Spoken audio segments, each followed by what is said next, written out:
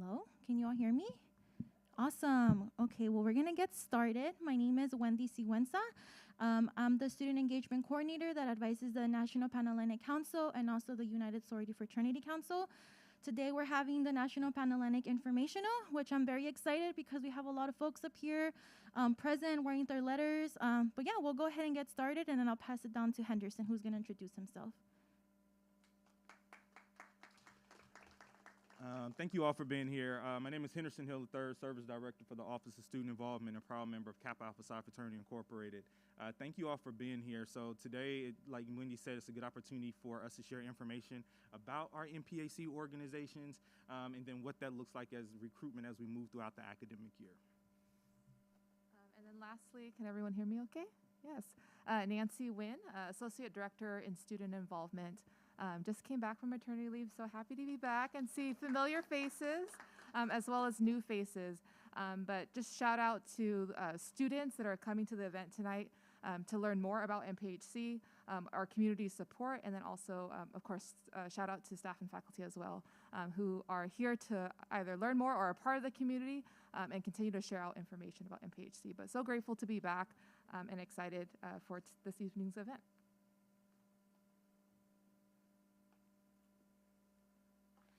Awesome. So I'll go ahead and get us started with the land acknowledgement.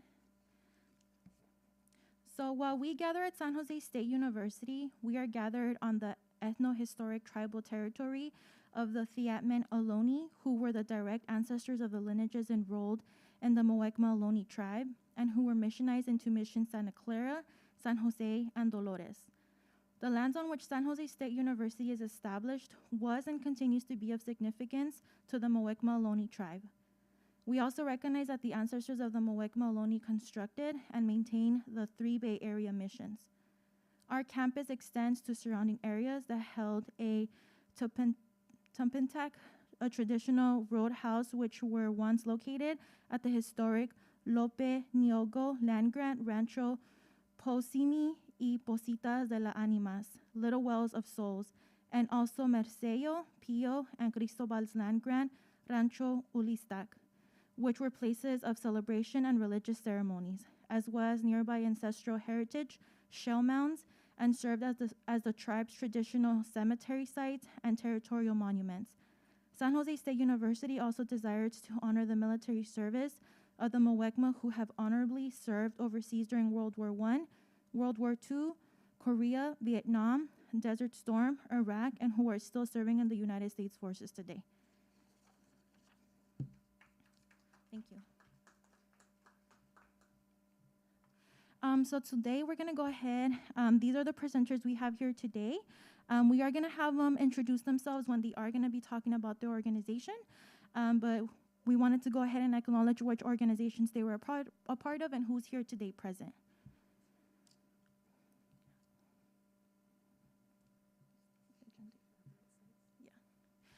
Awesome, so the agenda of today, sorry.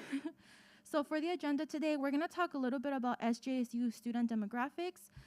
What is NPHC? Recognized student organizations here at San Jose State University, and what is that? Overview of the organizations and the chapters, which is why we have our panelists here present who will be reviewing each of their organizations and just sharing great information to you all.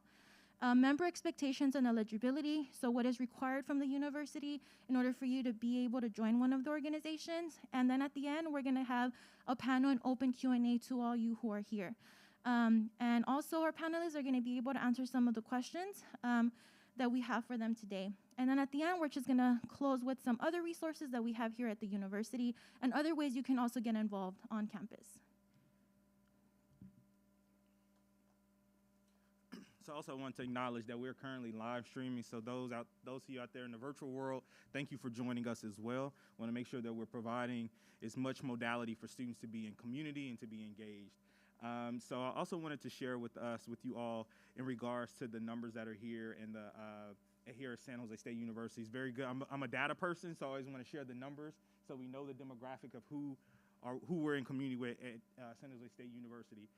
So when you are looking at recruitment and you're looking at what that looks like, you know, our organizations are our NPHC organizations are historically African-American organizations. We don't make any apologies for that, but they also know that what our numbers are looking like. So if we center in on our Black numbers, we're at 1,035 students.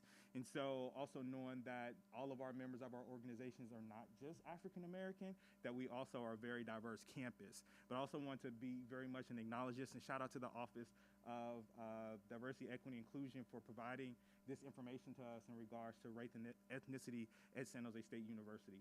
This information is pooled, it's a lag time, so it's information from last year, and then we'll pull more information for this year to provide for next year. So I just wanted to make sure that we provided that and provide a visual for folks to know who we're in community with.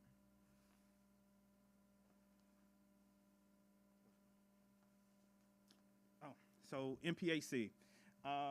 NPHC, our National Pan-Hellenic Council, is an umbrella organization comprised of 9 historically Black African-American fraternities and sororities known as the Divine Nine or the D9.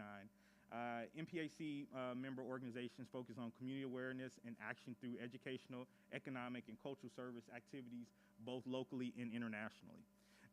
Also, just for context, our campus has 8 of the 9 organizations, so sometimes you'll hear the language of grade 8, and so we have 8 organizations that are actually recognized and visible here on our campus. But the Divine Nine is the umbrella organization. NPHC is the umbrella organization nationally for our NPHC organizations and our historically African-American organizations.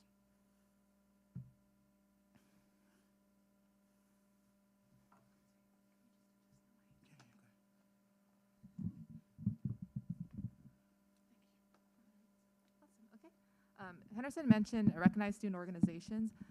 So for those of you who may be new to campus and are not familiar with the language, recognized really just means registered with the university. So it's a process, an annual process every year that student leaders make sure that they have, the minimum number of members, eligibility. So I'm not going to read it directly, but it's listed on there. Currently, it's important to note right now, not all of our NPHC chapters are recognized.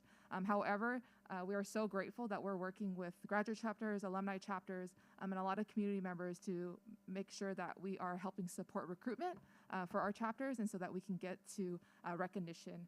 And our goal is obviously to get all 8 chapters recognized. So that's where we're at. On the right side of your screen here is the currently recognized organizations for fall 2022.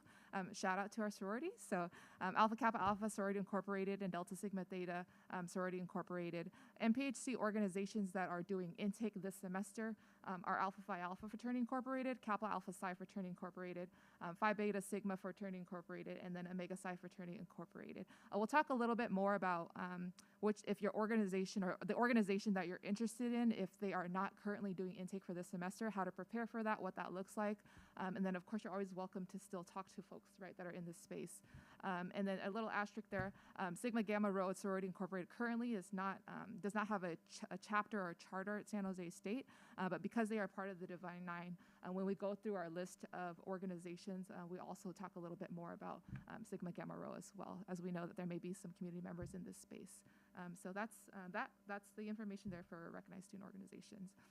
So we wanted to give a little bit of a general overview about San Jose State, some of the information there. We're now going to transition into having our panelists speak about their respective organizations. We always like to start in order, founding order. Unfortunately, right now, we want to start with Alpha Phi Alpha Fraternity Incorporated, but I know folks are running a little bit behind, so I'm just going to go over the slide just to honor the order, and then hopefully we'll have a representative come back a little bit later, and if they want to add on, they can do that. So Alpha Phi Alpha Fraternity Incorporated, the Epsilon Mu chapter here at San Jose State, was founded March 6, 1962. The international organization was founded in 1906 by 7 men at Cornell University. The mission of Alpha Phi Alpha Fraternity Incorporated is to develop leaders, promotes brotherhood and academic excellence while providing service and advocacy for our communities. There are almost 300,000 members worldwide with 800 collegiate and alumni chapters. Their motto is, first of all, servants of all, we shall transcend all. Colors are black and old gold. And then, like I mentioned, Epsilon Mu was chartered at San Jose State in March 6, 1962. A few staple programs are A Voteless People is a Hopeless People, and Go to High School, Go to College. The contact information for our Alpha Phi Alpha Fraternity Incorporated chapter is Brian Turner. We've been very lucky to work with Brian over the last few semesters to just get the word out there about Alpha Phi Alpha and the community members that are present to support the chapter here.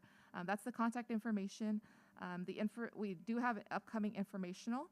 That is September 1st from 7 to 9 p.m. in our student union here, meeting room 4, which is right upstairs. So again, we will have a representative from Alpha Phi Alpha here a little bit later, and folks will be able to ask additional questions there. So I'm now going to turn it over to Sadia for Alpha Kappa Alpha Sorority Incorporated.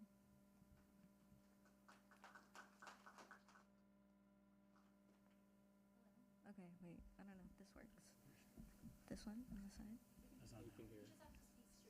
Oh, okay. Can you guys hear me okay? All right.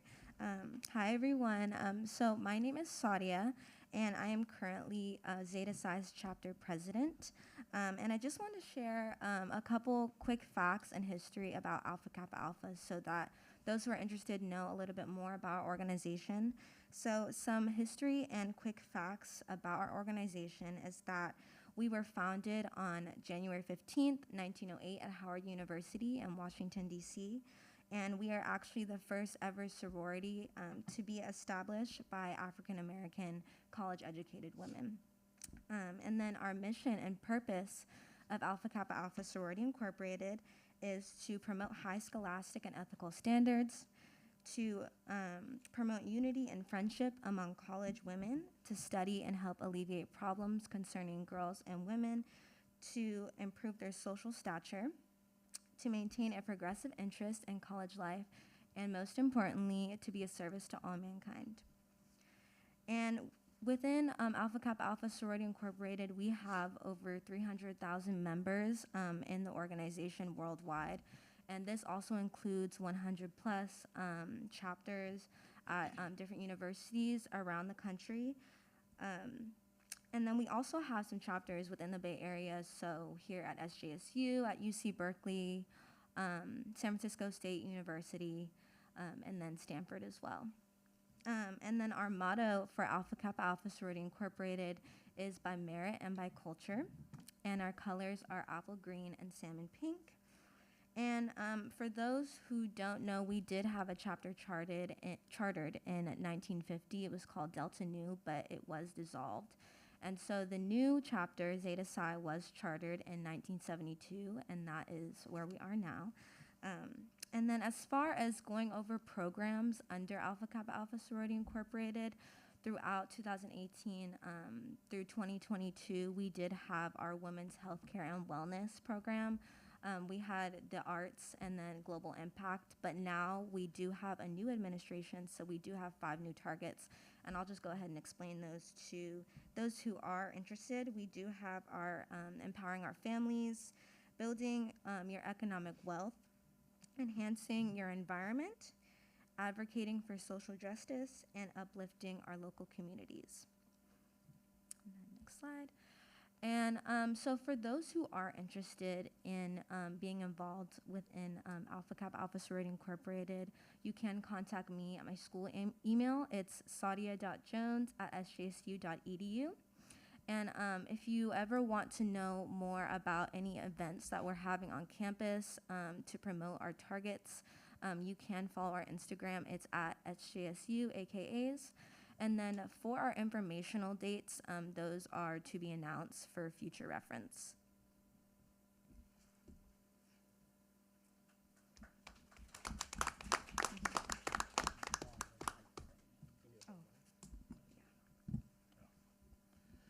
I love the number 2. I can take 2 mics. Good evening. It's good to be on the campus. My name is Milan Ballantyne. I was initiated into the Delta Road chapter here at San Jose State University, spring of 2001. I did not wear my letters, but I did wear my life membership pin. Y'all see that little pin right there? I just became a life member in my fraternity, so that's a very important thing that we do. I want to first of all say that it is a humbling honor to sit on this panel with all of our organizations because we've all been around for 100 years doing dynamic work in the community and almost 100 years to my younger brothers at the end of the table who do dynamic work as well. When we talk about the history of Kappa Alpha Psi, we have to really talk about Black history. Kappa was founded in Bloomington, Indiana, which was the headquarters of the Ku Klux Klan. So when you talk about how these 10 dynamic young men created a fraternity and achieved against all odds, what is it that you as young people cannot do? And so when we walk around as Kappa men, smooth, suave, debonair, it is ingrained in the 1911 on the other side of the 1911. What I will say is that we were founded January 5th, 1911 in Bloomington, Indiana, and that our motto is achievement in every field of human endeavor, meaning no matter what you do as a Kappa man, achieve, whether that be in the arts or in business or in science, achieve. While we do have over 125,000 members worldwide, it allows us to connect with any brother anywhere that we go to make sure that we are connected. And that is the beauty of being in a fraternity or a sorority, including those of the NPHC family. While the chapter was chartered here June 16, 1956, thus making us the first to be chartered here and staying here, shout out to the AKAs, but it allows us as brothers and sisters to always have great camaraderie amongst each other. Our colors are crimson and cream. Some will say, well, we always see red and white. That's because just like Kappas, you cannot find crimson and cream everywhere. So we have to purchase the red and white because you cannot go out and find crimson and cream. A few of the requirements, at least for our undergraduates, which I have the ability to mentor and have been their chapter advisor for a number of years, is keeping them connected to the African American Community Service Agency. They are required to do service at our agency because it is the only one that we have of its kind. So not only do they do guy-right programs and voter registration, but they do our senior citizens program, which is taking care of our seniors during the senior citizens proms, serving our elders. Also, they do our Shop with a Kappa program where we give $100 to each child, take them to the store, and they get to shop maybe 101, depending on what they're buying. But we teach them economic empowerment and development because we know in the Black community that economic education and empowerment is going to take care of our community. We have our eye care program as well as and that eye care program is when there are natural disasters in the world that we go out and we take care of the people's business. I think the slide can. Last bit of information is if you are interested in our particular organization, and I encourage you to check out all the fraternities if you do not know which one you are interested in, because Kappa may not be for you. But if you do want to find out more information, we're on a college campus, so you have the ability to do a lot of research, to learn about an organization, not me just feeding you information, but really doing that research so that you feel secure with what you know about the organization. If you want information and join our informational when it comes up, that will be on September the 8th, 7 p.m. It'll be virtual, so you could be anywhere in the world and log in, and we'll send out that information. My information is on the screen. You can email deltaronoops@gmail.com. And my phone number, 408-449-1492, is public information at this point, so you probably can find it. Send me any messages, and we'll get you information. Thank you so much.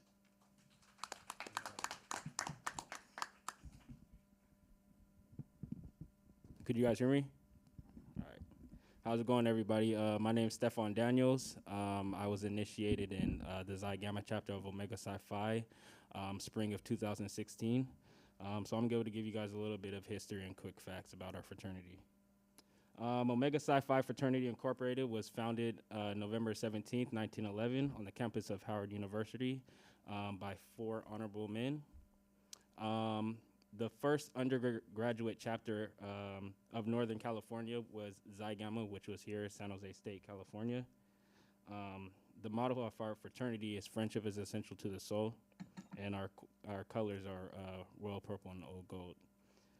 Some notable Omega men that have walked the campus of San Jose State include Brother Tim Knowles, who was initiated in 1964.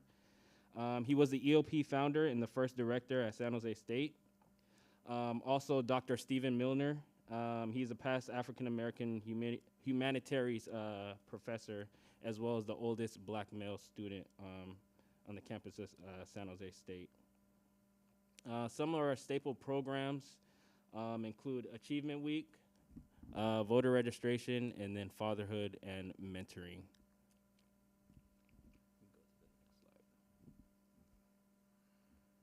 The main point of contact is myself. I'm also the Xi Nu chapter boss list, which is the grad chapter here in San Jose.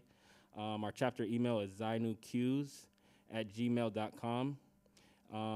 And like many of the others have stated, if you're interested in learning more information, we plan on having an informational September 7th at 7 p.m. In the Student Union.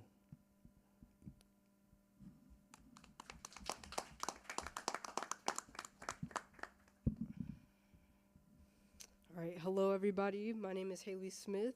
I'm a part of Delta Sigma Theta Sorority Incorporated. So Delta Sigma Theta Sorority Incorporated is an organization of college-educated women committed to the constructive development of its members and to public service with a primary focus and to its members. Oh, sorry, my bad. Sorry, let me restart. All right, Delta Sigma Theta Sorority Incorporated is an organization of college-educated members committed to constructive development of its members and to public service with an emphasis on the Black community. And so our colors are crimson and cream. We are founded January 13th, 1913 at Howard University by 22 illustrious women.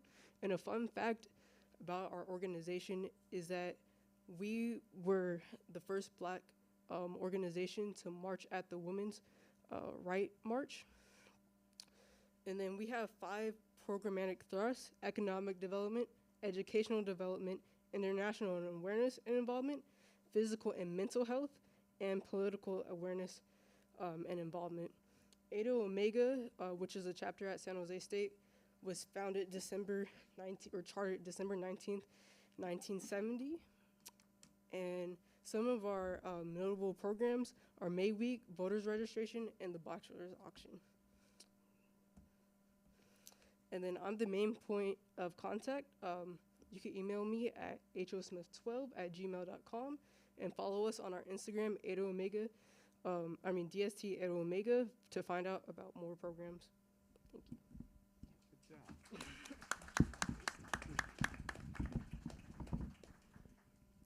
Good afternoon, or evening rather. My name is Dr. Frank Wells, and a little bit of history here. It's been a long time since I've been on this campus. Wait for it, I pledged in 1985. Phi Beta Sigma, 1985. And so, and so when I'm sitting up here with just a wonderful group of folks, I'm thinking about my own kids, and I have 3. All 3, I just got them out of college. One went to UC Santa Barbara. 2 girls and a boy. My son went to UC Santa Cruz, studied molecular biology, is a scientist now. And my baby girl just finished up at San Francisco State, and she's a business major and making a whole lot of money. And so, and my point is that when I arrived here at San Jose State, I attended something similar to this. And they used to call them smokers. I don't know what they call them now. And I got a chance to meet the wonderful fraternities and sororities, and became good friends and great relationships with all of them. I decided to join Phi Beta Sigma because Phi Beta Sigma was about business. A lot of people talk business, but I tell my kids all the time, it's not what you say, it's about what you do. And Phi Beta Sigma had the highest GPAs on campus. They were about business. We secured a 21-bedroom house across the street on San Fernando. We opened it up to all the sororities and fraternities.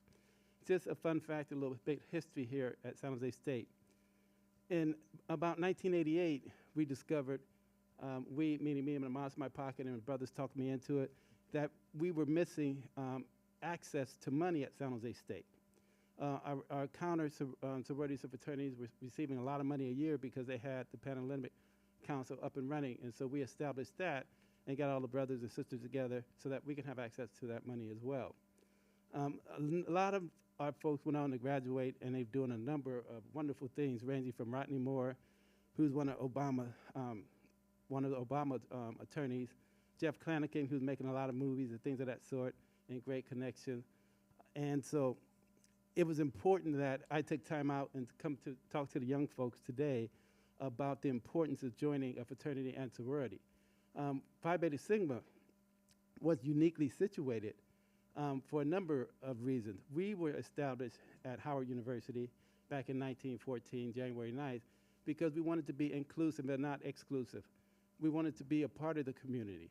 We're about culture for service and service for humanity. We wanted to make a difference in the world.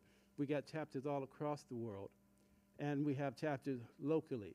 And I want to take a moment to acknowledge some of the brothers here today. In terms of information about our next coming smoker, we have our graduate chapter president here, Brother Isaac Terry. Can you stand up? So those who are interested in our smoker informational, who'll be back that. We got one of our younger brothers here, Danny McClain. Come make some noise. We're very proud because we know that we can't do the work without partnership. We were uniquely situated and in our thinking when we decided to, hey, not just have a fraternity, but also have a sister sorority that would be part of our constitution. So to my right, you see Miss Loveliness, Zeta Phi Beta, and this is my sister for life. So this is what Phi Beta Sigma is about, all about being inclusive, all about giving back to its community, and most importantly, uplifting its community. And that's why you have old heads like me coming back to contribute, because one of the things that we discovered recently, getting back connected, was that we didn't have any young brothers on campus anymore. And the numbers just dwindled. And I always thought we were about progress and not regress. And so we want to make sure we come back and engage in the progress. And that's what I do every day in my job here. I'm currently a Bay Area superintendent of schools. That means I'm responsible for all the schools, elementary, middle, and high schools. I hire a bunch of teachers, counselors, principals, and I go back to many universities to recruit people to get an education to make a difference in our community. And so I encourage you tonight to really get to know folks after this event. Come up to us. We're approachable. I encourage you to get involved. One of the reasons I went on to get my doctorate degree was because of what I've learned in my fraternity about perseverance. When you fall on your face, what do? You get back up. When you go through troubles, you plow through it. And I learned that through my fraternity. And I'm telling you that fraternity, sorority, you do the history. It's the fuel that I think you need in your tank to go that extra mile to make a difference. Thank you.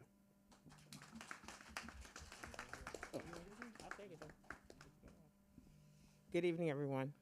My name is Rhonda Jacobs, and I'm a member of Xi Zeta Zeta chapter, which is the graduate chapter that sponsor Sjsu chapter. So as my brother to my left said, Brother Wells, because of their founders, we are here today. We were founded January 16, 1920 on the campus of Howard University in Washington, D.C. by 5 phenomenal women, in which we call the 5 Pearls, which is Arizona Ledonia Cleaver Stimmons, Pearl Anna Neal, Fannie Petty Watts, Myrtle Tyler Faithful, and Viola Tyler Goings. Our colors are royal blue and white. And our principles are scholarship, service, sisterhood, and finer womanhood. Our motto is community conscious, action-oriented organization.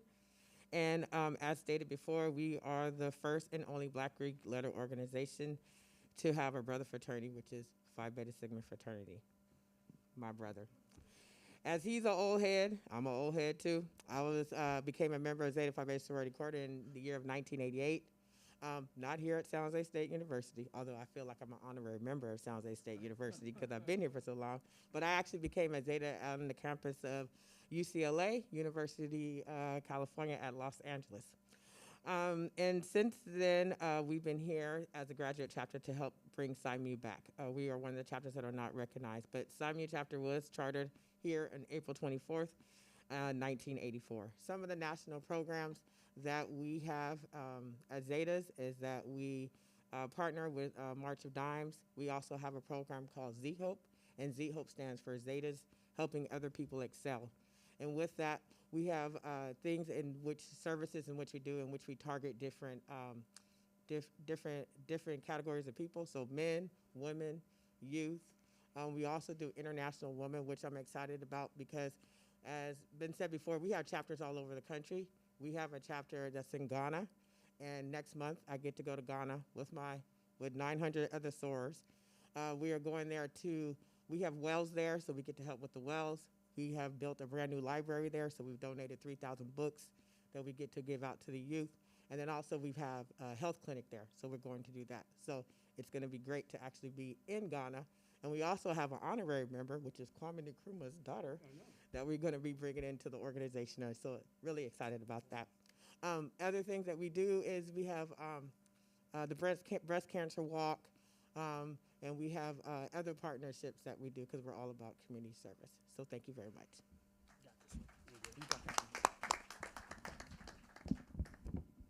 Hello, everybody can hear me, right? No, y'all can't hear me. Okay, all right. I'm just making sure.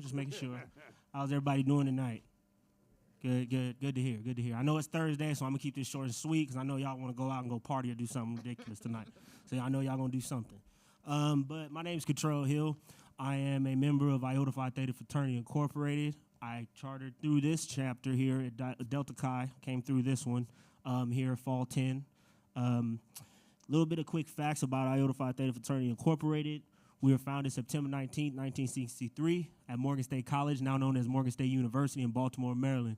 We were founded by 12 founders on the 5th step of Hearst Memorial Gymnasium that day, and forevermore will I always be respected for that. And I'm glad I've joined this fraternity. Our mascot is a centaur, which is a wild, rampacious, mythical beast with the strength and stamina of a stallion and the intelligence of a man. If you don't know what a centaur is, you can go ahead and Google that. The colors are charcoal brown and gilded gold. Our 5 stars, which are our pillars, if you will, are scholarship, leadership, brotherhood, fidelity, and citizenship. Our motto is building a tradition, not resting upon one.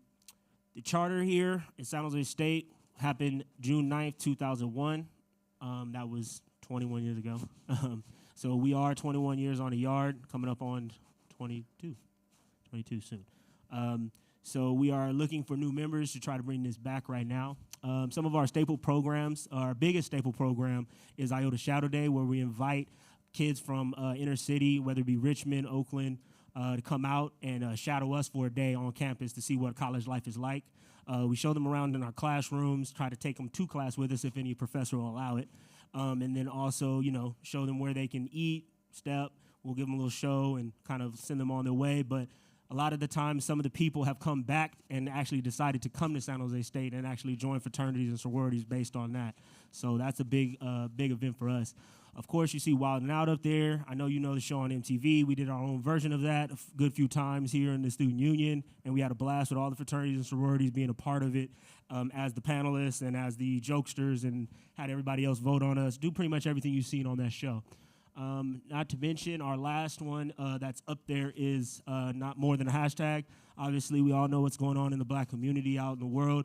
We wanted to bring light to everyone that has either lost their life due to police brutality and violence, and we want to keep that understood that it's more than just putting a hashtag on a post. We want to make sure you understand what's going on, and they're actually out there speaking out about it and trying to fix it.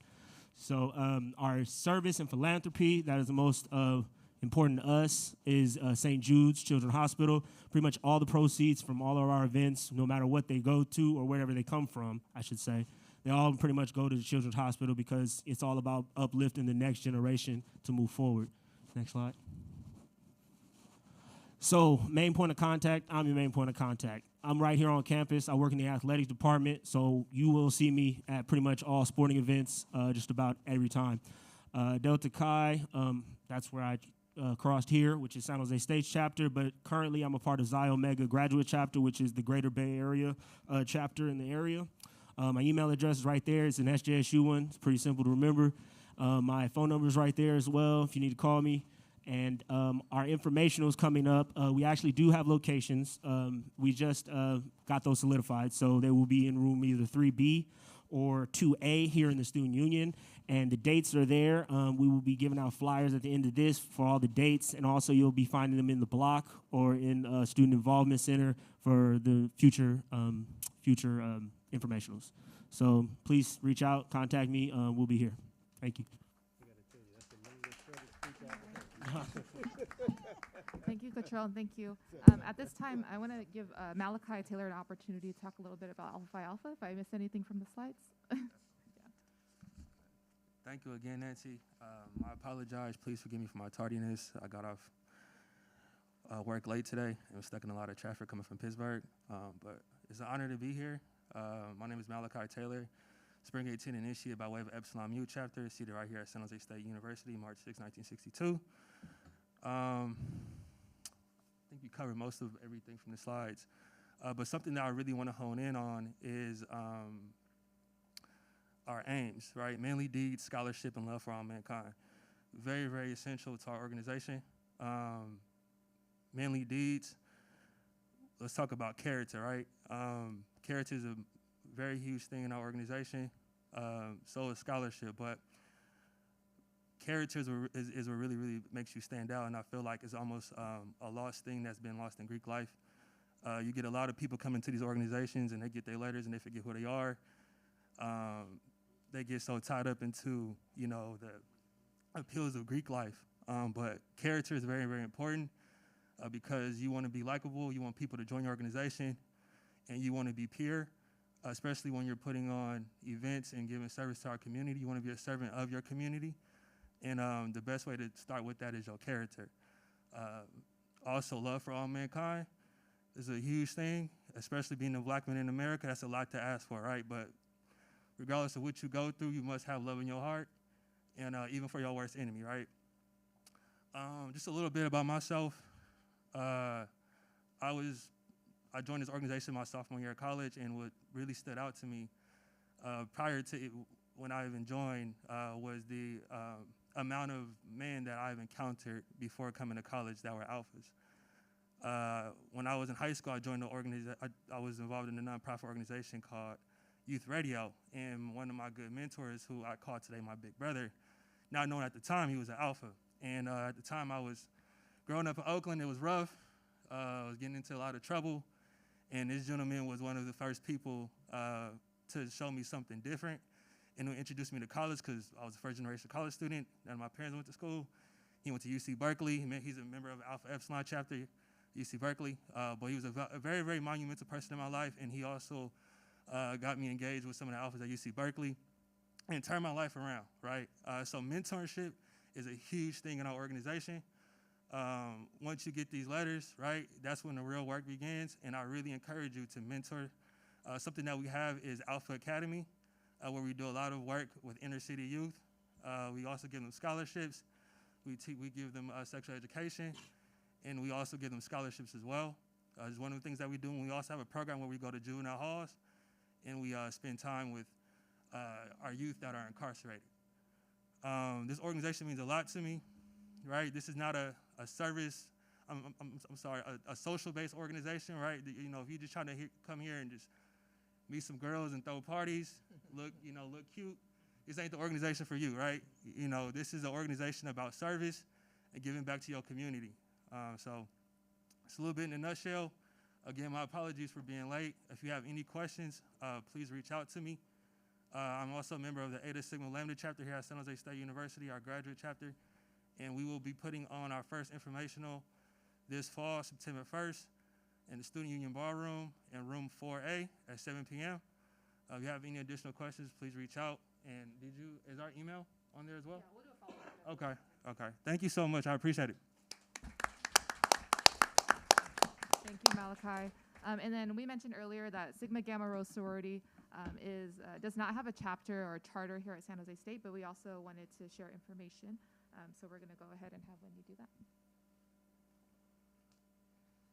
Hi, everyone. And also thank you to the panelists. No need to apologize for being late or missing information. It's all good.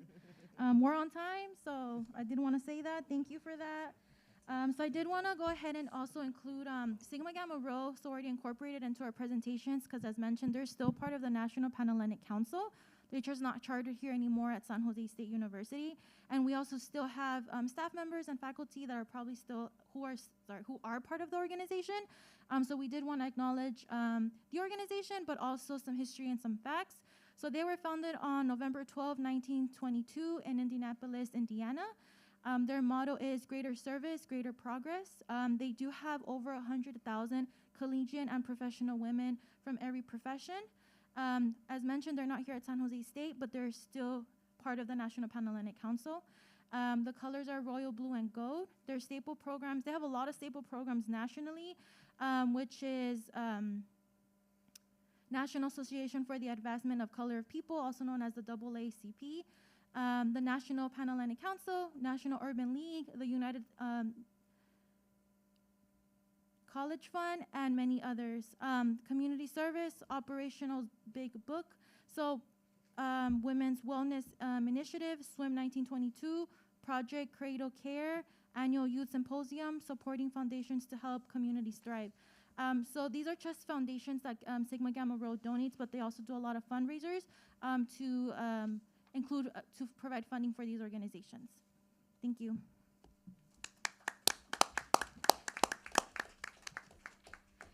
So I did want to go ahead and talk about eligibility because we talked about that in the beginning. So what are some eligibility requirements that we at the Student Involvement Office require? So the first thing is that you have to be an undergraduate student that is matriculated in a minimum of 6 units. We do not take in open enrollment students. Open enrollment is students that are just taking classes here at the university. Since we are a public institution, I myself can take classes, but open enrollment students cannot join fraternity and sorority life. You do need an SJSU overall GPA of 2.6 or higher. If you are a frosh or transfer student, if you're a transfer student, we look at your SJSU overall GPA. If you're a frosh and you're trying to join an organization this year, you don't have a GPA, so you are good to go. However, if you are a frosh, I would go ahead and ask the organizations if they take in frosh, because not all organizations take in frosh their first semesters, because they want you to get acquainted with campus life. Some chapters may have higher GPAs. Again, I recommend that you ask each organization what their GPA requirements are, and those are the GPA requirements that we follow as well. And other membership criteria. So please ask the organization what those requirements are, whether that's service hours that you need to complete, a GPA requirement, or any other things that they require in their orgs. The other thing, organizations do require dues. So I would go ahead and also ask that question as well, what those dues are, how much is it? Some require new initiative member process fees, annual dues, determined by national organization dues, and also student involvement and SJSU does not collect dues. So again, the dues are going back to the chapter you join and the organization. Steps in the process, so the first thing is that you go ahead and attend the events. Some of the organizations have informationals or they have social events. So you should go ahead and go out, ask them how you can join the organization, meet the members, see what the organizations are about. The next thing is I recommend that you complete our student involvement interest and eligibility form for student involvement to communicate if you are eligible or not to continue joining the organization. If there is an application or interview process for the organization can communicate that information with you. And they also do a screening process to make sure you also are following their requirements. Then once you are trying to join the organization and you are part of their intake process, you are required to attend presentations, which we do have more information on our website. And one of those presentations is called the New Member Experience Presentation, where we talk about our policies on campus and any other resources you may need. Then once you're part of the organization, congratulations. And then after that, we do require you to attend other presentations as active members. I know that's a lot, and you're all like, I did not take any notes, and I'm probably going to forget after this. That's fine. We do have all this information on our website. And also, I hope you all signed in through the SAMI app, because I will be sharing this presentation and the recording after, so that way we can communicate the information and the contact info of all of our panelists who are here. Okay, awesome. Now I'll go pass it to Henderson. All right, so now we're going to do some Q&A stuff. So I'm going to put some of you on the spot, panelists, so get ready. So be able to ask some questions or pose some questions to you all that you can share with some of the folks in the audience. So if you could introduce yourself and your organization, why did you decide to join your NPHC organization, and how did you choose your organization? We're going to actually start at the end and come back this way. So we'll start with Cottrell, and then we'll come back this way. Your last name is Hill, so that means you tight, so go ahead. Thank you, cousin. Thank you, cousin. So obviously, I've already said this, but my name is Cottrell Hill. I joined the Iota Theta Fraternity in fall 10, which is fall 2010, of course. Why did I choose my organizations? Well, I went about it by just being involved on campus. I actually joined my 4th year in school here.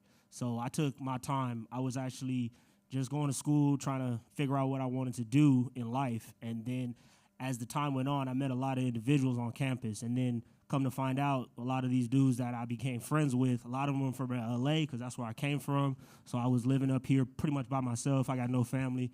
And these people turned into my family. And then come to find out they're in an organization. So I try to learn more about it, kind of align with what I felt was myself, like the outcast, the outlaw mentality that Iotas may have, because as some may not know us, we are here and we ain't going nowhere. So I have this underdog mentality, chip on my shoulder style person, and that's how the majority of people in the organization feel. So I felt like it was right for me, and I decided to join. Found a great brotherhood in Iota, and haven't been gone since, obviously. That's one thing to know, though, that this is for life. You're not joining this just for your time in college, and then you'll never see it again. These people become your family, true family to you. That's something I cherished a lot, and, that's pretty much my spiel on that. Thank you, Cottrell. Rhonda? Okay, like I said, I went to UCLA, and I went to a freshman summer program. And while I was at the freshman summer program, they have these different activities that you can do. And one of the activities that I went, I met a Zeta. She introduced herself to me, and we talked, and she was asking me, what dorm was I staying in. And so, I just figured, okay, that's a conversation. When school started back in the fall, UCLA is a humongous campus, 30,000 people walking around, but she spotted me and she walked up to me and she said, "Hey, remember me? I saw you at the freshman summer program." And I was like, "Yeah." So she invited me to an informational. Going to college, I knew nothing about fraternities or sororities at all. So when I went to the informational at that time, we don't have it anymore, but at that time, Zetas had a group for people that were interested. It was called Women Interested in Zeta, so we were called Whizzes. And we got to do a little community service thing, but the big thing was that the Zetas there took us to a step show at San Diego State, and that just blew all of our minds. It was about 12 of us that went, and we just knew coming from that part because we met all the Zetas as well as all the Sigmas, and we were just like, "Oh, 2 for the price of 1, that sounds great." So then we came back, or whatever, of many, like you said, when you met your people you got along with. I did the opposite. I was Northern California going to Southern California, but I still didn't know anybody up there. So there was about 5 or 6 of us, and we were all freshmen, and we just decided that, hey, that we're going to go ahead and do this. And like I said, I became a Zeta in 1988, and I've been active ever since. Thank you, Ron. Dr. Wells? Well, I came to San Jose State not to join any fraternity. I came here because I wanted to pursue a better life. I was born and raised in a place called, you may have heard of it, San Francisco. in a government housing, Bayview, Hunters Point. Grew up, been a part of a lot of stuff, saw a lot of things that were not pleasant. And so when I got the opportunity after graduating from high school, I didn't know much about college, and so I applied to a few and got accepted. One of the schools I got accepted into was UC Berkeley. At the time, my family of 5 were looking at not being able to make the bills and having 4 sisters and a mom and myself. I did what men do. I joined the military and sent my checks home so that the family was taken care of. Fast forward, after I did my stint and my tour in the military, the Army, I got out and I went to school as a 21-year-old freshman. That was old, right? Here at San Jose State. And so I came in and I wanted to be a business major, a banker, because I figured if I become a banker, I'll be around money the rest of my life and I would not have any want for any. And it wasn't until I got here and I met a lot of good brothers from a lot of different organizations who were really supportive of each other. One of them was a guy named Larry, an Omega. I'll never forget him. We used to study together, push each other. Just was a good brother, and I was leaning on that side. And he was telling me, hey, you want to become an Omega, become Omega. You want to become a Sigma, you want to become an Alpha, you got to get in where you fit in. Get in with a group that will help nourish and grow you. And so I explored some other organizations, and I went to a smoker, as I mentioned before, Phi Beta Sigma, and I was so impressed with the warmth and the invitingness, and for them to accept someone like me, because I wasn't, shining and flossing, but they took a normal person like me struggling who wanted to make a difference. And the older brothers came and talked to us, and they were from, a couple was doctors, attorneys, engineers, and talked to us about not trying to get you to come to their fraternity, but to get you to get connected with your roots. And so I was so impressed with that I went and did some additional research around Phi Beta Sigma and became fascinated with the organization and what it was all about. And I said, this is about me. And so I became, back then we pledged. And then we go across some things called the burning sands. Can you say that nowadays? Mm-hmm. Okay. Okay. Figuratively. It's all, imaginary. So after that, I became a full-fledged Sigma, but that is when the work started. One of the things we did here was we went back to our community and we created the literacy programs in our community with a bunch of brothers that still exists today in the San Jose area. And that's the kind of work and that's the kind of commitment we wanted to dedicate our lives to. And so I connected with a group of brothers who was about giving and uplifting each other. And yet we had a great relationship with all the other fraternities and sororities. And that, in short, why I became a Phi Beta Sigma. Haley? All right. Sorry. My name is Haley Smith. Once again, I'm a member of the Delta Sigma Theta Sorority Incorporated chapter at Eta Omega. And so the reason why I decided to join is because I grew up around NPHC, and also I'm from East Oakland, so when I did community service, I would always see them, and that was really big to me because growing up in Oakland, it's kind of rough. And then so when I got older, about a few years ago, I started going to some Omega funerals, and I would see people's obituary, and I didn't know they were Delta at the time, and it was very interesting to see all the stuff that they did. Deltas aren't always for show. They won't tell you all the stuff that you do, but then when you find out, you're like, oh, wow. So the social action that they did was really big to me. And then how did I choose my organization? Personally, I did my research for all the orgs. I sat down, and then I saw that Deltas put in the work, so I decided to join. Thank you, Haley. How's it going, everybody? Again, my name is Stefan Daniels. I was introduced to Omega Psi Phi at a very young age. My father is actually a member of the Xi Gamma chapter, so I kind of grew up naturally being around it. And when I was younger, the most interesting thing was those gold boots and them hopping all the time. And so that naturally intrigued me as a young child. But as I got older, I did more research. What really attracted me was their overall friendship that they have amongst each other.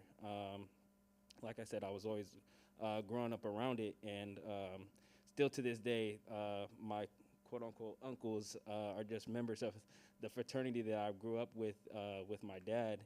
And to see their bond and the brotherhood that they shared amongst each other was something that I've always wanted to attain for myself. So when I came to San Jose State, I wasn't even sure that there was a chapter, or I knew there was a chapter, but I wasn't sure if they were active on campus until I seen a brother, Theron Wilburn, on campus. And I naturally just went up to him to talk to him, just to say what's up. And it turns out that he was actually, very friendly and was introducing me to a lot of stuff on campus. And from there on, one thing turned into the next. I was actually able to get initiated through the Xi Gamma chapter. And I would have to say that the biggest thing, again, is the friendship. You can literally go anywhere around the world. And you'll be able to run into a brother of Omega Psi Phi and have a conversation with them, and you'll be able to talk to them like you've known them your whole entire life. So I know that this fraternity really prides itself on friendship, and again, that's what really intrigued me to join. Thank you. When I got here from, shout out to San Francisco, all of 415 folks in the room. When I got to San Jose State University, I participated in the EOP program. Anybody part of the EOP program? So they, shout out to all the EOP people. Get them checks. When I got here to San Jose State, they introduced us to the Africana Center at that time. There was a center back then for our community to go to. They had a panel like this when we got there, and you got to really meet the campus within the campus. And the fraternities and sororities that were here, Kappa was not here at the time. So I went to a party that weekend at UC Berkeley. So I don't know if y'all still have parties on campus, but we went to a party. And when I got to UC Berkeley, I said, I got to become one of them. I was like, they smooth, they clean. I was like, how could I join? I want to get my shoulders going. I'm not going to do it right now because I'm a little older. But anyways, shout out to Jamar, our Neo that's in here. Jamar, can you stand up? This is our chapter pole mark. He does have an over 3.0 GPA, so he is an achiever. Yo, Jamar. So like him, coming to a college campus, you rarely see yourself. You rarely see your community. But here at San Jose State, I would see the black community gathering in the student union. And that's where I started to wonder, like, how do I find out more about myself and my community? So we were told to read the Divine Nine book and learn about black history through reading about black fraternities and sororities. And when I learned, as I mentioned earlier, that Kappa was founded in Bloomington, Indiana, where the Ku Klux Klan was headquartered, and I'm thinking to myself, I can walk across this campus with no one coming after me, and that these 10 men, black men, young men at the ages of 18, 20, 24, created something so that we could impact our community because of white oppression or white supremacy. Not that I had any issues with any other fraternities or sororities up here, but it was that this one spoke to me and that we're brothers and sisters that just wear different colors. So we're still working with each other. And back when we were on the campus, you would see us all over the place. It was just a campus that had a major Greek life that allowed you to want to be a part of that community where we would help each other. We would go to each other events. And I said, I need to be a part of that community. And so that drew me in to joining this chapter and being able to join it. And then they would send me places to train for leadership. And then we would be able to come back to our campus and impact San Jose and be able to sit at the table with the president of the university and talk about issues as a young person. That was very important, which what Kappa instilled in us, that we were able to run our campus. And so I encourage you who may be looking like, how do I join? They don't talk to us all the time. People make assumptions about us as members of these organizations. We're talking all the time, so sometimes we just quiet. So you can also say hello to us. We carry these. And so as a young person, that was the thing that I learned, was to understand the history of the organizations. Our history is not secret. And so when I learned about that, our history is black history. So you can learn about all of our organizations. And that's what I did. I went to get knowledge, and then I made a decision. Thank you, good brother. All right, everyone. Hi to everyone who walked in kind of late. I'm Saudi again. I am a member of Zeta Psi Alpha Kappa Alpha Sorority Incorporated. And the main reason why I joined Alpha Kappa Alpha Sorority Incorporated was, like my line sisters know, I was a part of some community service events that my mom's chapter was doing in San Fernando. She's a part of a chapter in San Fernando Valley in Southern California. So I was actually introduced to a bunch of community service events that her chapter was doing, and through that, I was actually introduced to Alpha Kappa Alpha. And when I came to San Jose State, I didn't really have an outlet or anyone to really go to if I had like a problem or anything like that. And I didn't really know anyone on campus and specifically other black girls on campus that I could kind of relate to and network with. And so what I actually did was I ended up filling out the interest form on the SJSU website, and that's how I actually got the information for the intake process to become a member of Alpha Kappa Alpha Sorority Incorporated.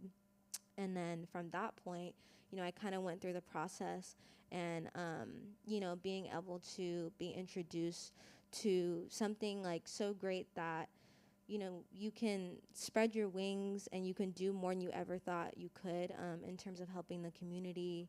And then just being surrounded by other Black women that, you know, are also college educated, which is really important, I think. And so, you know, with that, that's kind of how I found interest in Alpha Kappa Alpha and how I became a member. And then also just for those that don't know, you know, what organization to be a part of, I definitely think you should do your research. That's definitely one of the most important things. Make sure you look at the programs, you know, see how those align with your morals and what your values are. And from that, you know, you can kind of see which one works best for you and which one you'd like to be a part of. So thank you guys so much. Thank you, Sadia. Very good. Again, my name is Malachi. Just a little back-end story. So again, I talked about it a little earlier. I'm from Oakland. I went to a very small charter school called Envision Academy, very underserved high school. So with that being said, I wasn't really prepared to come to college, right? My graduation class was around 100 students. And as you can imagine, transition from a very, very small school into a very large university, talking about 30,000 plus people, was a challenge, right? So I encountered many challenges being here at San Jose State. My first year here, first semester actually, I ended up on academic probation, verge of losing my scholarship. There were some brothers on campus. At the time, it was Josiah, Alex in the back. Alex, stand up. Spring 15 initiate. Fall 15. Oops. Sheesh. Excuse me. So at the time, yes. There were some brothers on campus, and I connected with them. They would come to, we would have something on campus called Barbershop Talks through our Black Male Collective, and I would see them at these events. And so, they would invite me out to these study sessions, and Josiah was a graduating senior. And I would study with him at and we would hit the library, and they were very determined, to help me get out of my circumstance of being on academic probation. With that being said, that following semester, I became an honor roll student. Yes, thank you. So if I was like, man, I'm hanging around these brothers, I'm getting an honor roll. I probably need to hang around these brothers a little bit more, right? With that, I started attending programs, and I started seeing brothers at other campuses, and I started to see how bigger, the network was just outside of San Jose State, and that became very, very appealing to me. And then once I started doing my history, again, and looking at the origins of the organization, and sort of how it came about. It was no question, right? And the rest was history. So that's just a little bit. I don't want to talk too much, but yes. Thank you, Malachi. Good to see you, brother. Haley, if you could you kind of share from your perspective, like if someone is like, oh, I'm interested, how would you say from your perspective, from your experience, how do you go about expressing interest in an organization?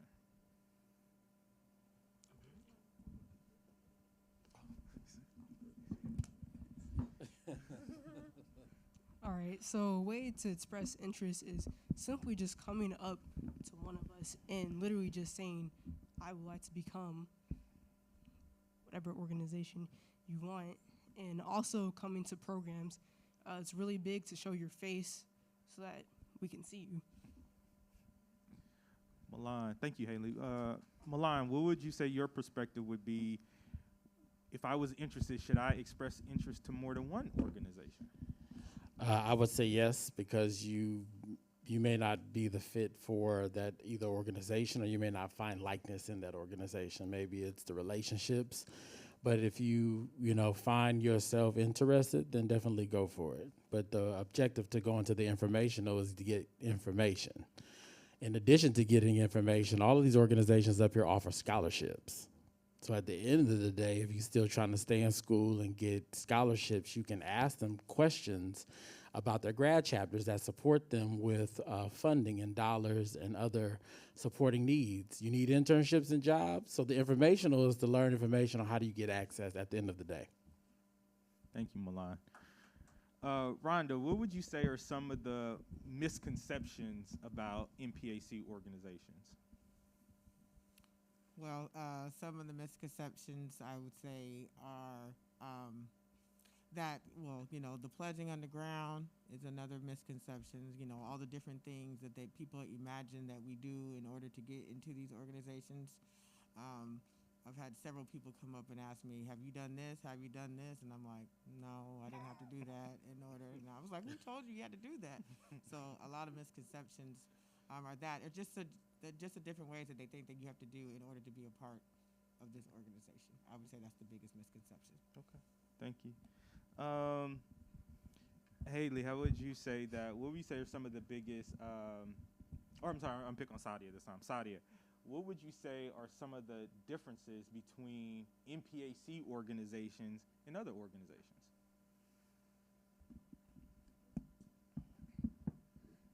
Sorry, everyone.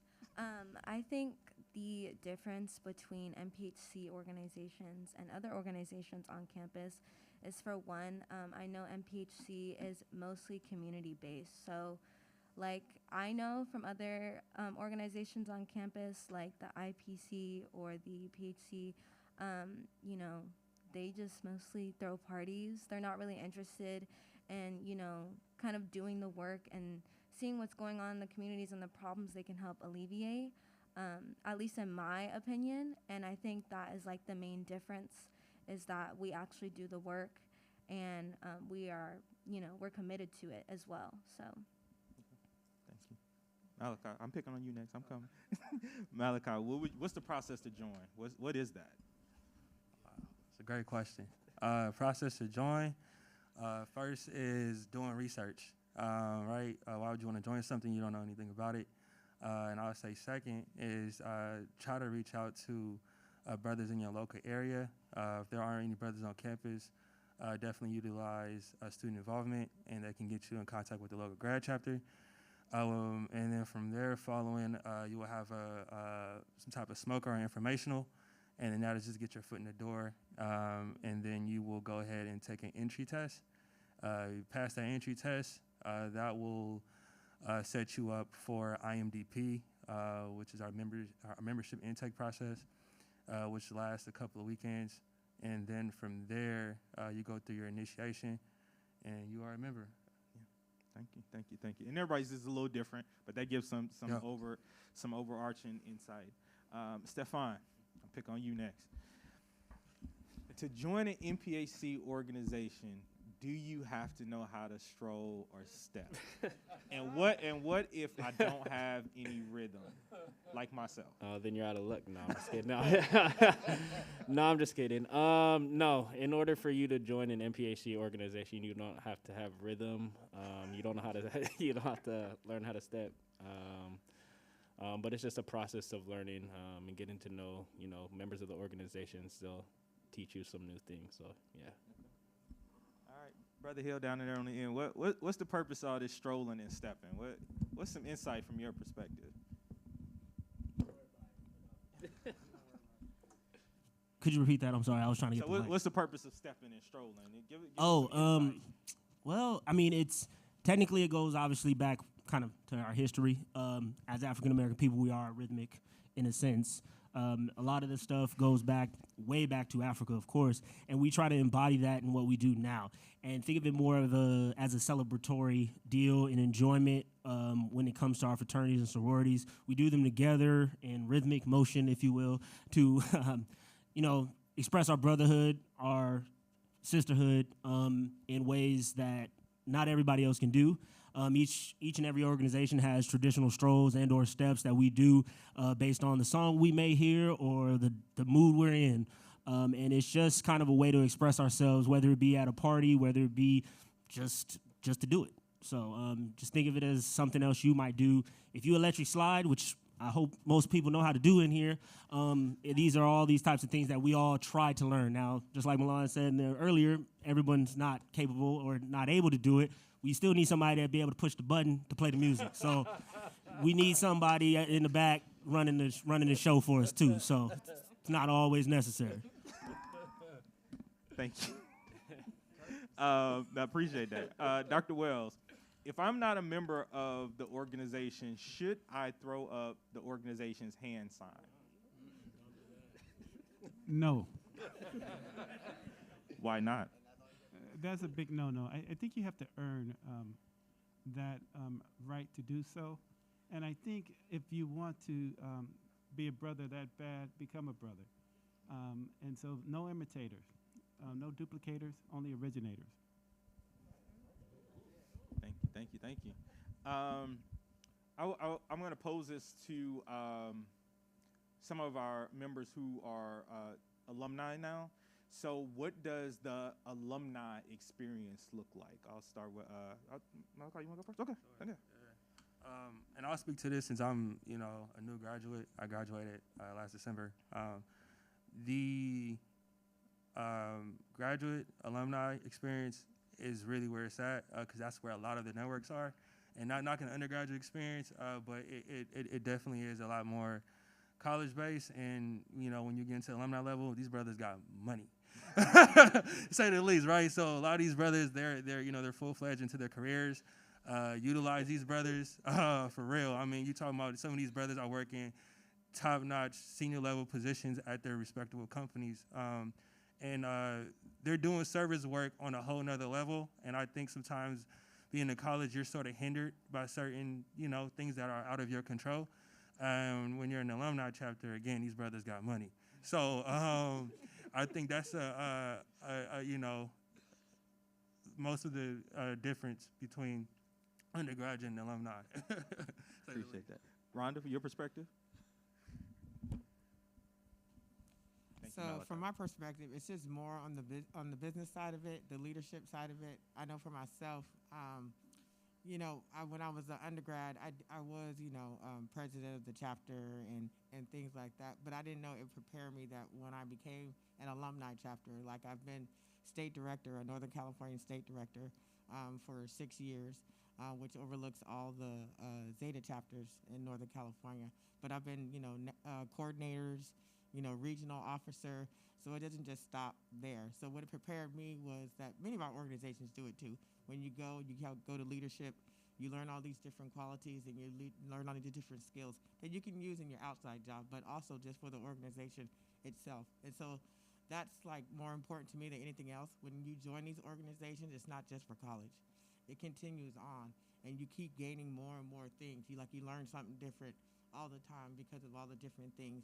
And then, of course, as said before, the networking is very important. I know I've talked to Brother Wells.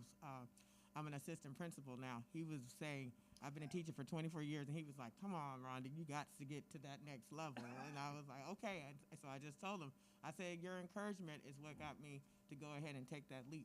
And so now I'm doing that now. So you get encouragement from different people, or you get advice from different people also that you meet, not just in the California area, but from all over. So I think that's the difference in graduate level.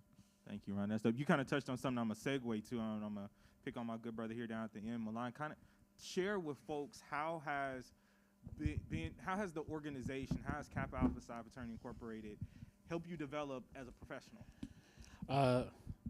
In many ways, not only to run the African American Center here in San Jose, which at that time we had a 1.5 staff, really no budget, and at the time the AACSA was like the focal point for the black community, but at that time it was no focal point because it was going almost out of style. And what Kappa taught me was that we can achieve to create greatness and do that with your brothers and sisters. So we would reach out to the Zetas, to the Sigmas, to the Omegas, to the Deltas, to the AKAs, to the Alphas, to come together to put on programs for the community and all of our organizations. So Kappa, and being a part of this organization, also gave connections, as Rhonda is talking about. Anytime someone sees a resume, and yet you may be a business major or a poli-sci major, but if an organization from the Divine Nine is written on that resume, it means that this person has been trained and developed.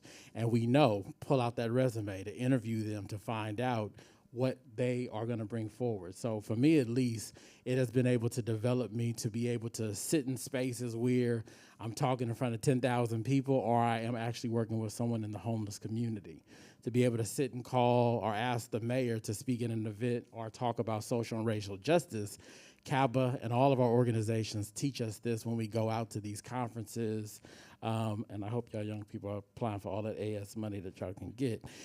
Because as alumni brothers, it's not all rich. But I'm looking at my undergrads right now like, don't you come out of here asking me for no more money. But we are wise and we have wisdom, meaning that you can ask us for economic empowerment and advice as well as some change on the side because we care about our young people. So I just wanted to make that quick note because they started looking at me like, oh, yeah, we can go get some money. But, yeah, those things that have been instilled in me, I've also instilled in them. You can become a chapter advisor and go back and advise young people and not just get your letters and go. It's a lot of work to be a chapter advisor, but you can do it. You can encourage the next generation to go on and be great. And God bless all the chapter advisors in the room. I see Dion back there. Yes. My last question I want to ask for, kind of from the alumni perspective, Stefan, what are the expectations or what are the requirements once you become an alumni member? What does that look like? Yeah, pay them dues. But no, some of the expectations once you become an alumni is really to be active in the community, not just on a, how would I say, not just on a community basis, but also on a business standpoint. Like Milan said, once you're an alumni, it's a segue to get all these great connections, and we're also in the Silicon Valley. So it's a great opportunity to network. So like he said, you can go to an interview and you'll see, that somebody is part of a Divine Nine or something of that sort. And once you see that on their resume, it just kind of opens a door just to let you know that they are kind of part of a universal NPHC brother and sisterhood that you guys grown to accumulate to.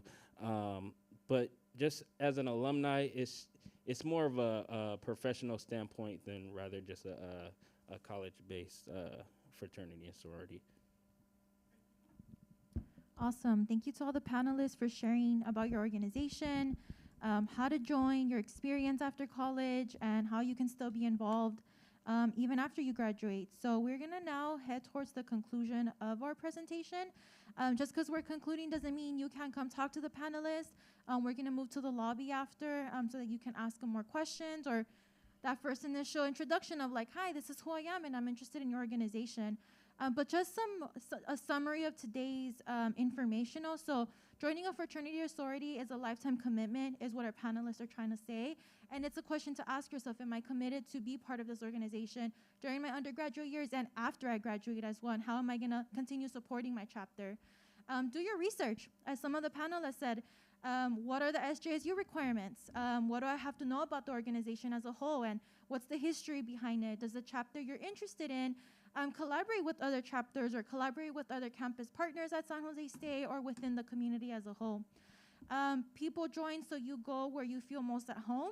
A lot of you students may not be from San Jose State. You may be from SoCal, from NorCal, or another state, right? So what organization feels like home for you? And do the members of the organization provide that comfort for you as well? And then the last part is, what causes and values are most important to you? And can you see yourself participating in activities that the organization currently hosts? And do you want to join? And is this the right time as well? Not all of our organizations are going to be doing recruitment. That doesn't mean you can't join next semester or asking them, hey, are you going to do recruitment next year? What can I do now to learn more about your org?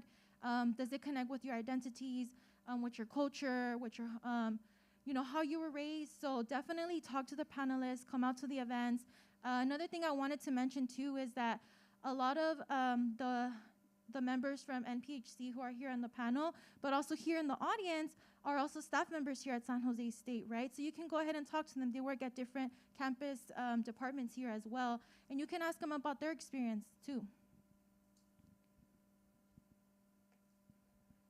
And then, Ray, we have 2 more minutes, so we're not going to do open Q&A, but there is a Google form in the panel where you can submit questions, and we can definitely send those questions to the panelists, and they can get back to you as well.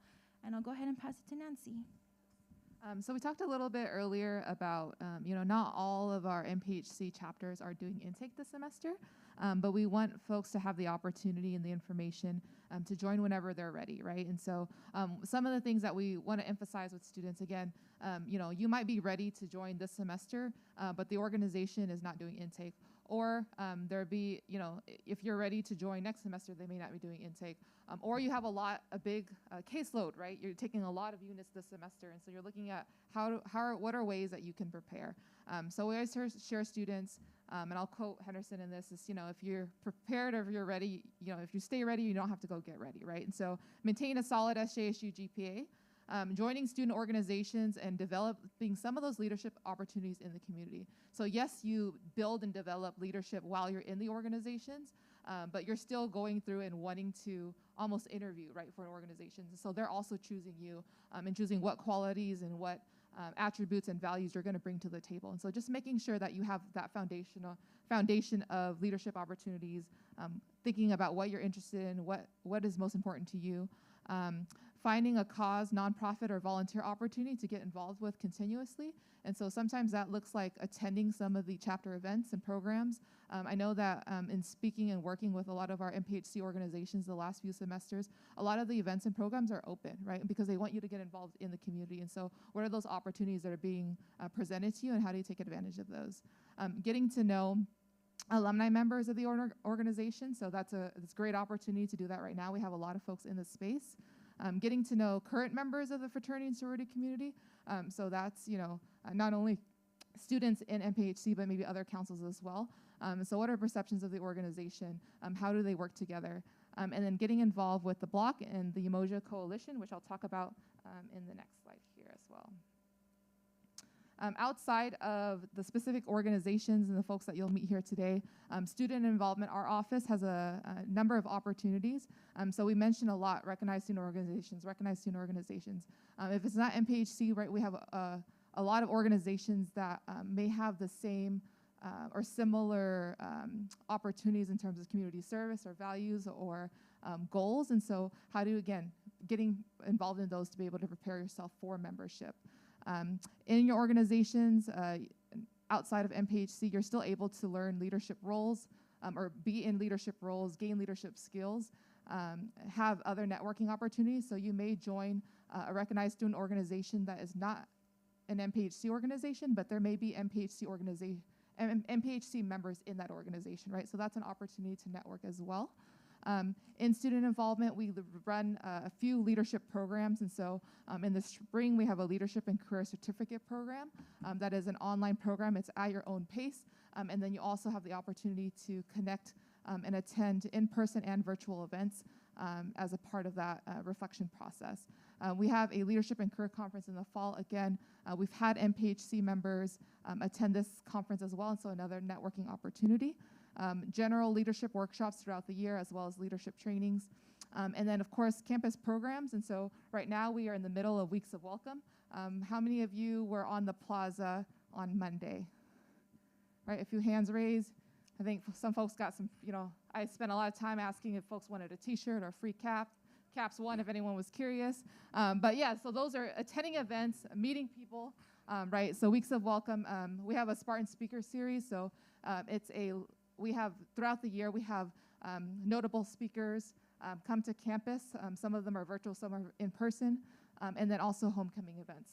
We don't necessarily host all of our homecoming events and programs, but we are the office that markets a lot of these opportunities. And so if you're curious about what that looks like or when they are, our office has that information. And then, of course, I can't not talk about getting involved without mentioning the Black Leadership and Opportunities Center, also known as the Block. So we talked about the Umoja Coalition, which is a group of Black recognized student organizations and student leaders. I think we have a few retreats coming up. So that space is a great opportunity, again, to meet members, current NPHC members that are individual students that are maybe interested in NPHC. The Block also has the Block Peer Success Ambassadors. So it's a program where you're able to be in community. There's peer mentors. There's opportunities to get experience in event coordination and then personal and professional development. Campus programs that the block runs on a semesterly and annual basis is the Black History Month calendar, so that's a series of events. We have typically the block party in the fall. There's a student-led critical dialogue space, various cultural events, just depending on what's happening in the community and what's in the news. And then, of course, celebration and recognition events. So a big part of Black Rad and a few other events that happen throughout the year. So that's, just opportunities for getting involved. I know that's a lot of information and we're at time, but we will be sending out this PowerPoint as well as links, resources, videos to those that checked in earlier to the event. More specifically, thank you all for attending the informational today. We do have a second NPHC event, Meet the Greeks NPHC edition, Tuesday, September 20th from 5 to 7. That's going to be in the housing quad. And of course, it says on there, free food is provided, but you already paid your student fees, so you're just picking up what you already paid for. So we hope to see you all there. And that concludes our presentation. So at this time, Wendy, unless you have anything else, I'm going to invite our panelists to move over to the lobby first, maybe, and then that way folks can kind of follow out. But because we do need to clear the space before 7 o'clock. So thank you so much.